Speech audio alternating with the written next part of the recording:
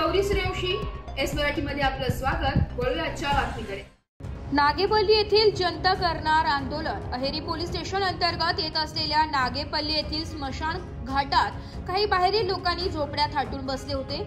आज नागेपल्ली येथील व्यक्तीचे मृत्यू झाले असता स्मशानात घाटात दफन विधी करिता आणले असता अतिक्रमण करून बसलेले जे लोक होते त्यांनी नागेपल्ली येथील युवकांना बेदम मारहाण केली असता अहेरी येथील उपजिल्हा रुग्णालयात गंभीर जखमी झालेल्या युवकांना भरती करण्यात आले। पोलिसांचा बंदोबस्त लावण्यात आलाय। जर जे बाहेरील व्यक्ती अतिक्रमण करून बसले ते पूर्णपणे येथून न गेल्यास गावकरी उपोषणास बसण्याची माहिती पोलीस पाटील, सरपंच, माजी सरपंच व गावकऱ्यांनी बोलून दाखविली आहे।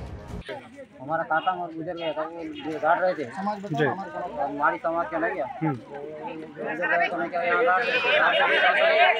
वो हाला बोले थे नहीं क्या पाँच लोगों को बुला के बुलाए और ना क्या डंडे लेके आए वो पूरे तैयारी से। अचानक ही लोगों के ऊपर हमला कर दिया तो इसमें 5-6 जन जख्मी हुए, उनका भी अस्पताल ले गए हैं। तो वो झोपड़ा नहीं क्या वो झगड़ा करते टाइम पे छूट गए पूरे। शमशान घाट है वो नहीं पट्टी की जगह है, ग्राम पंचायत के नाम से। ये एक ही समाज का नहीं है, पूरे समाज का ही नहीं क्या शमशान घाट की जगह है। जो लोग मार खाए उनके नाम पता है? नाम पता है, बोलो। भीमराव विठल गुरनोले वो दवाखाने में अभी एडमिट है। और आकाश गुरनोले, प्रदीप ठाकरे, अजून कोण आहे रे, मोनू निगोडे, बादल कोटरेंगे, अजून कोणी आहे का? रोहित गुरनोल।